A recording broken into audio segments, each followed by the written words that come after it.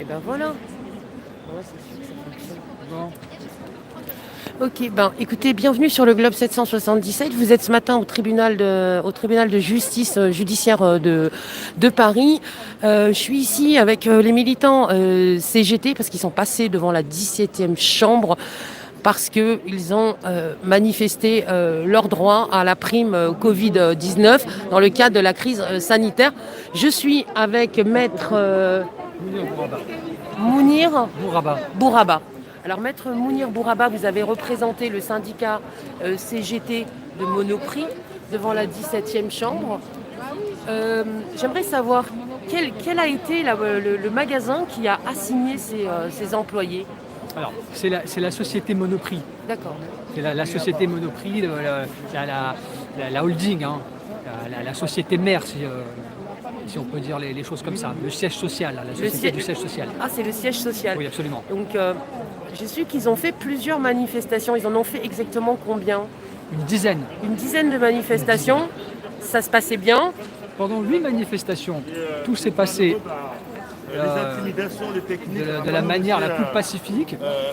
Ces manifestations ont été tolérées par la direction, sans qu'elle n'ait trouvé rien à redire.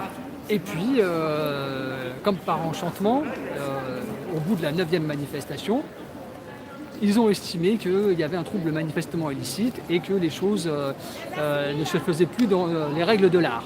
Bon, de manière comme ça, soudaine, mais en réalité, c'est ce que j'ai expliqué tout à l'heure au tribunal, ce qui a réellement mis le feu aux poudres, c'est ce qui s'est passé quelques jours avant lors de l'inauguration d'un magasin Monoprix. Oui. Qui se situait où Le 9 septembre, Oui. qui est un des magasins Montparnasse. voilà, Monoprix Montparnasse, donc inauguré en grande pompe avec tous les dirigeants de Monoprix et du groupe Casino, en présence de la presse et des médias. Et eh bien, nos manifestants ont saisi l'occasion, sachant que les médias seraient présents, pour venir faire une petite intervention joyeuse et profiter de la présence des médias pour exprimer leurs revendications, ce qui n'a pas du tout plu aux dirigeants de Monoprix, qui ont pris ça comme un crime de lèse-majesté certainement, et qui ont décidé de le faire payer aux salariés. Donc derrière finalement cette violation des règles de droit,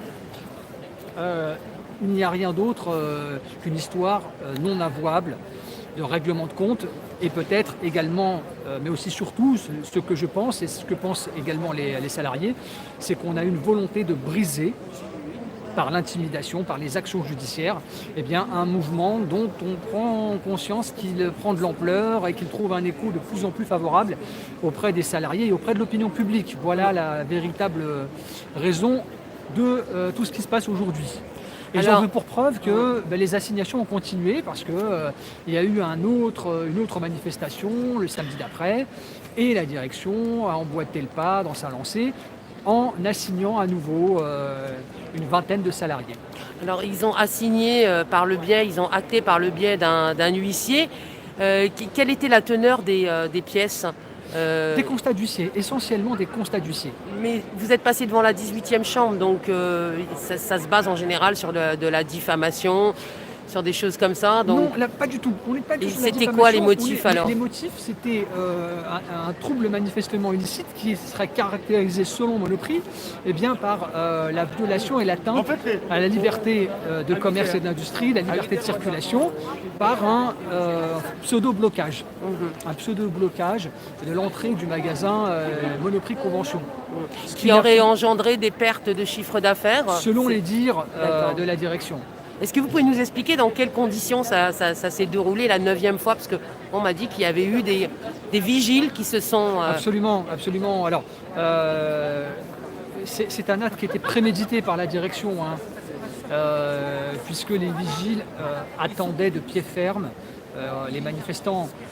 Les huissiers attendaient de pied ferme les manifestants, donc tout était préparé à l'avance pour accueillir et empêcher les salariés d'entrer dans le magasin et de s'exprimer comme il l'avait fait 8 fois auparavant, sans que la direction n'y trouve à redire et sans que ça la dérange et sans qu'elle estime qu'il y avait une quelconque violation. Et c'est là l'incohérence, et c'est là qu'est la tartufferie, c'est de considérer pendant 8 manifestations que tout se passe bien, et que par anticipation, on imagine que ça va se passer mal la 9e fois. Donc Très incohérent. il y avait quand même une volonté manifeste de casser ce mouvement, peut-être, qui prenait de l'ampleur. Tout à fait. Et en fait, j'aimerais savoir, parce que en fait, ces manifestants, ils revendiquaient quoi exactement? On est en crise sanitaire. Oui, alors il y a de multiples revendications qui tiennent à la dégradation de leurs conditions de travail. Il faut savoir que ce sont des salariés qui exécutent et qui exercent un travail extrêmement pénible, travail à la chaîne quasiment pour les hôtesses de caisse, et puis travail de manutention pour les employés libre-service qui portent des charges lourdes, qui n'ont pas forcément un matériel qui est adapté, qui n'ont fait que revendiquer une amélioration de leurs conditions de travail, par la fourniture notamment d'outils de travail qui permettent de garantir leur santé, leur sécurité et un certain confort de travail. Une augmentation décente parce que pour la plupart, eh bien, les salaires flirtent difficilement au-dessus de la barre du SMIC. On est des salariés dont la rémunération oscille entre 1300 et 1500 salariés. Et puis ce qui a mis le feu aux poudres, c'est cette fameuse prime Covid qui a été promise. Et qui était légitime pour des travailleurs qui ont été au front pendant la crise sanitaire. Pendant les 3 mois de confinement. Pendant les 3 mois de confinement, ce sont les salariés qui ont permis finalement de remplir nos frigos à nous autres populations qui étions confinées. Et quelque part, ils ont contribué d'une certaine manière au maintien d'une certaine forme de paix sociale. Alors aujourd'hui, vous défendez les salariés de Monoprix. Qu'est-ce que vous avez engagé pour essayer d'obtenir cette fameuse prime du Covid? Alors, la limite de l'exercice, c'est que cette prime, elle n'est pas obligatoire. Ah d'accord. C'est quelque chose qui a été annoncé par le gouvernement.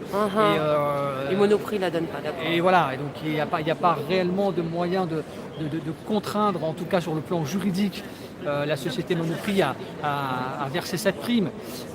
Mais c'est par le biais justement de la revendication de ces samedis de la colère qu'on va inciter, encourager Monoprix à améliorer les conditions de travail. Je vous remercie beaucoup, maître.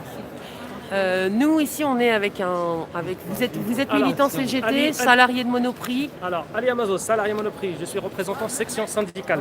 D'accord. Je travaille à Monoprix plutôt. Je suis salarié depuis 21 ans. Depuis 21 ans. Tout à fait, de bons et loyaux services. Alors la même année, ce qui est formidable, c'est que la même année où je reçois mon titre de médaille de travail, je reçois la première assignation et dans la foulée une deuxième assignation. Donc l'histoire de cette assignation, nous, différents élus de différents magasins, on s'est organisés de telle sorte à faire une connexion intermagasins puisque nous vivons les mêmes conditions de travail qui se détériorent. Donc, vous pouvez détailler la détérioration des conditions de travail? Tout à fait. Donc nous sommes tous, à Monoprix, il y a une moyenne d'ancienneté qui est assez importante. Donc l'entreprise Monoprix, franchement, l'âge d'or de la société Monoprix, on était les plus heureux de la grande distribution, on peut le dire. Depuis le rachat par le groupe Casino, je ne me rappelle plus quelle année, Wahid, c'est 2006 où ça a été concrétisé, où Casino est devenu actionnaire majoritaire, on a commencé à avoir le rouleau compresseur. Alors, comment ça se détériore? Tous les départs en retraite ne sont pas remplacés. C'est une technique vieille comme le monde. On met de plus en plus de caisses automatiques. Tous les clients l'ont vu, quand on regarde sur les sites des différents magasins, les gens râlent, ils veulent de l'humain. Donc on est en train tout simplement de déshumaniser notre société.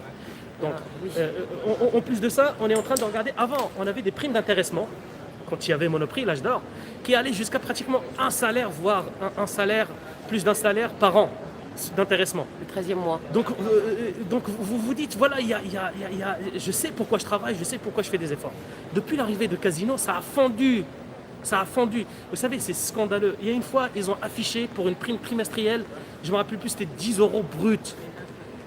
C'est une insulte. 9 euros. Voilà, 9 € brut. Pour 3 mois, parce qu'il fallait faire le chiffre pendant 3 mois consécutifs.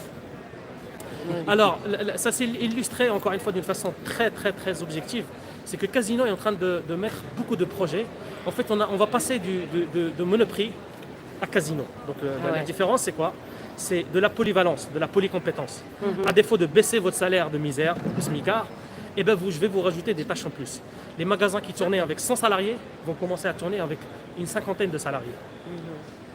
Alors vous parliez tout à l'heure des caisses automatiques, qui est une vraie catastrophe pour le marché de l'emploi, Tout à fait. pour les conditions des salariés Ça, je peux vous qu'on fait confirmer. venir à n'importe quelle heure et qui sont obligés de gérer ces fameuses Tout à fait. caisses, qui sont l'installation de la robotisation sans aucun référendum.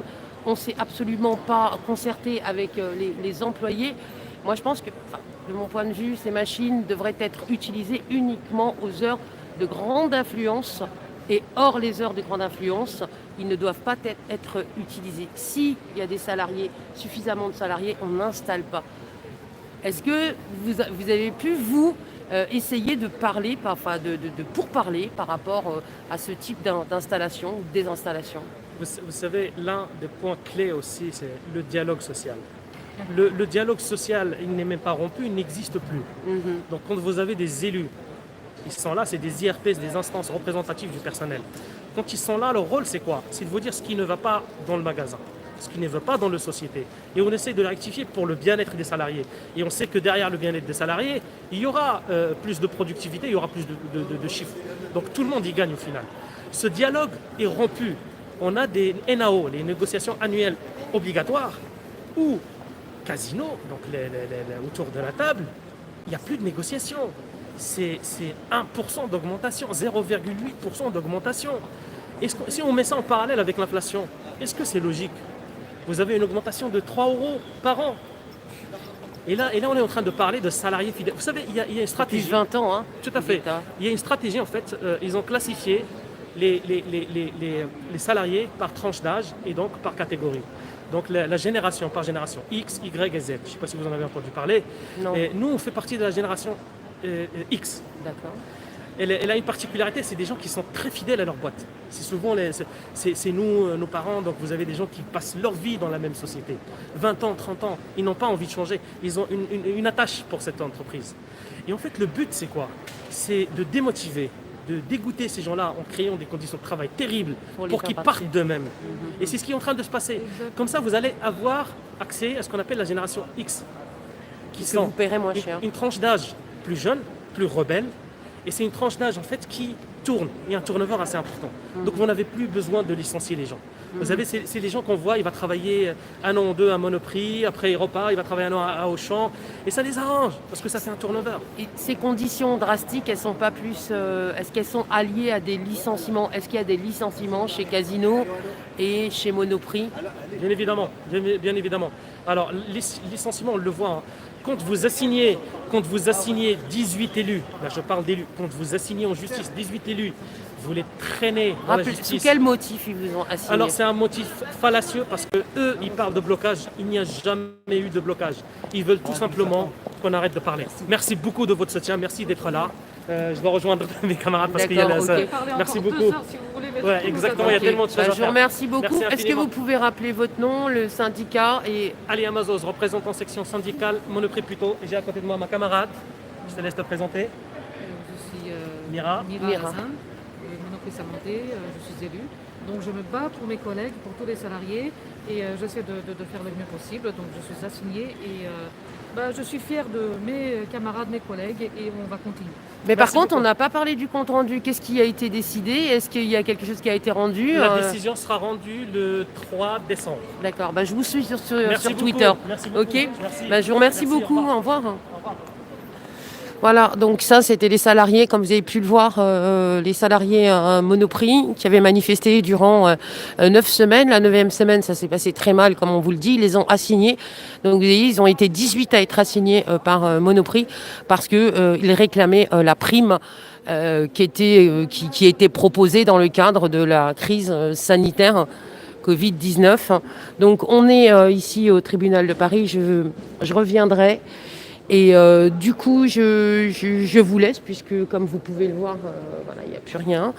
Vous pouvez partager l'information. Voilà, on est là pour ça. J'espère que ça vous a plu. Je vous dis à bientôt sur le Globe 777. N'oubliez pas de liker, parce que c'est vrai que ça, on oublie beaucoup.